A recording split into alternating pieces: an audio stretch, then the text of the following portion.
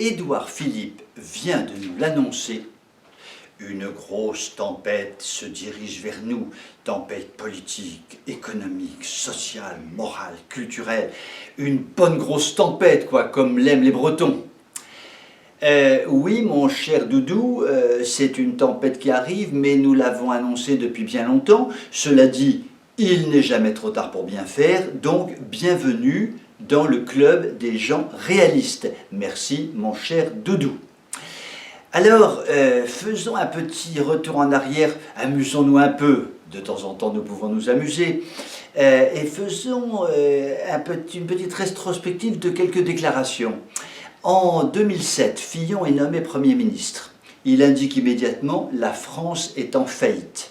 Sarkozy lui passe un savon magistral. « François, tu recommences un truc comme ça, je te casse ton dentier, je te casse la figure et je te vire du gouvernement. » Compris ?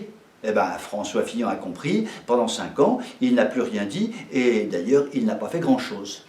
À la fin du quinquennat de Sarkozy, en 2012, puis à la fin du quinquennat de Hollande, en 2017, nos deux lascars se sont auto-congratulés comme jamais.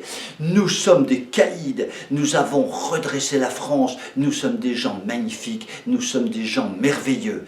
Ah, ça c'est sûr que tous les deux, ils ont vraiment redressé la France.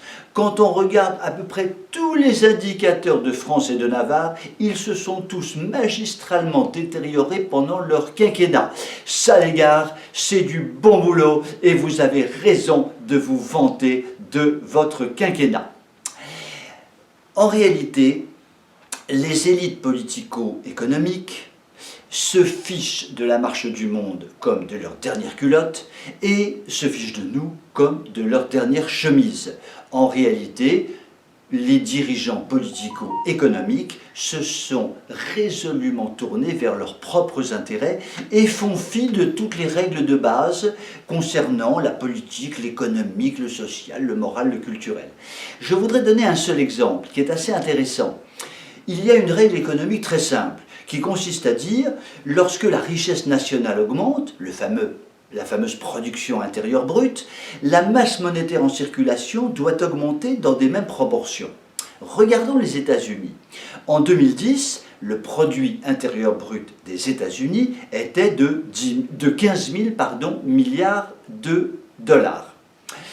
En 2019, ces 15 000 milliards de dollars sont passés à 20 000 milliards de dollars, soit donc une hausse de 33%.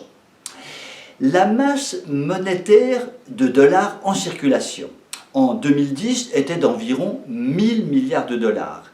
En 2019, cette masse monétaire de dollars en circulation est passée à 1700 milliards de dollars, soit une augmentation de 70%, très loin des 33% de l'augmentation de la richesse nationale américaine.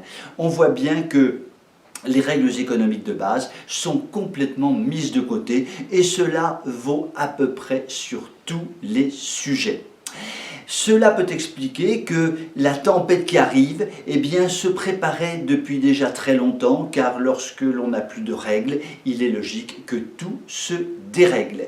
Et donc la tempête arrivera, Doudou a eu raison de l'annoncer, mais il aurait tout de même été préférable que lorsqu'il était aux manettes en tant que Premier ministre, il ne se soit pas contenté de parler, mais d'agir pour redresser la situation.